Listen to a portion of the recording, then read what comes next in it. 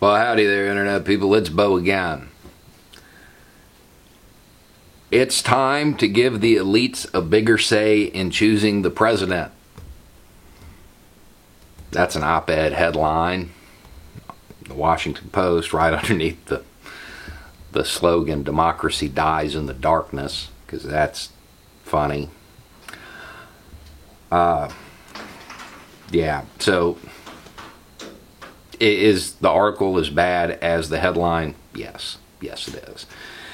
Basically, the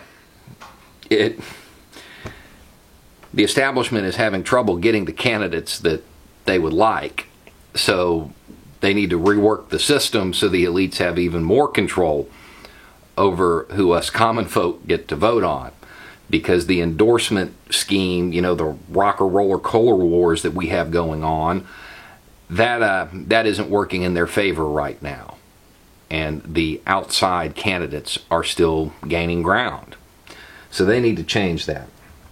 What's proposed?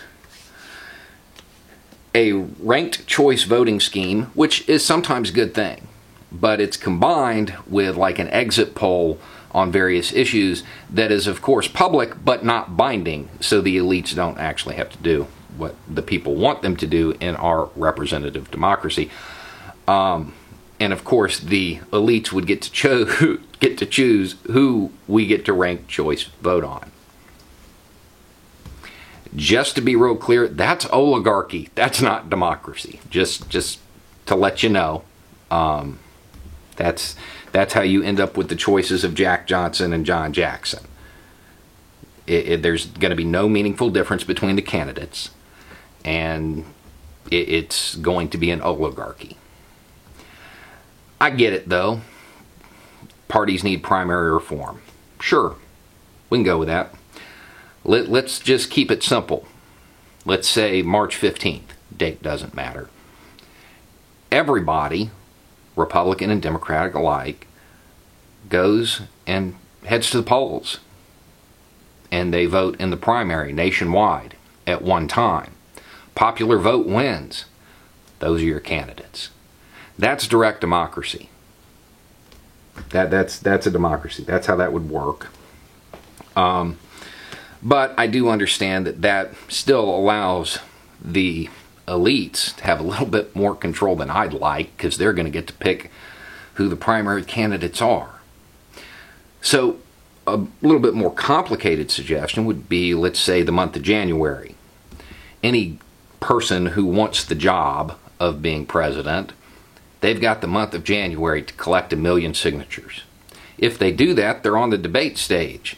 And the debate stage includes Republicans and Democrats. So that debate takes place in February. And about a week after the debate, once everybody's read the commentary and figured out what they liked and what they didn't, you vote again. Bottom 50% of the candidates are gone, regardless of party. And this includes the incumbent, by the way. They need to be on the debate stage too. And then that process just repeats until you have 2 candidates left, or 4, and do ranked choice voting, if that's really how we want to do this.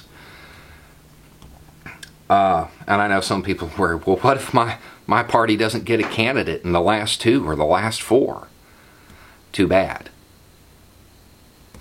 Part of the problem right now is that we are trusting our betters, the elites, to make the decisions for us.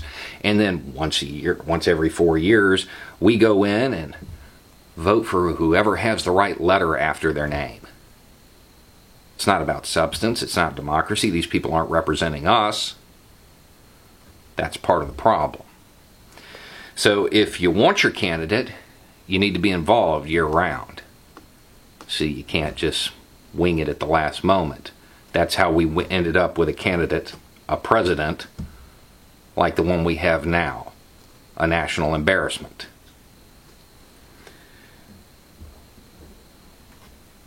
We do need to work on our democracy.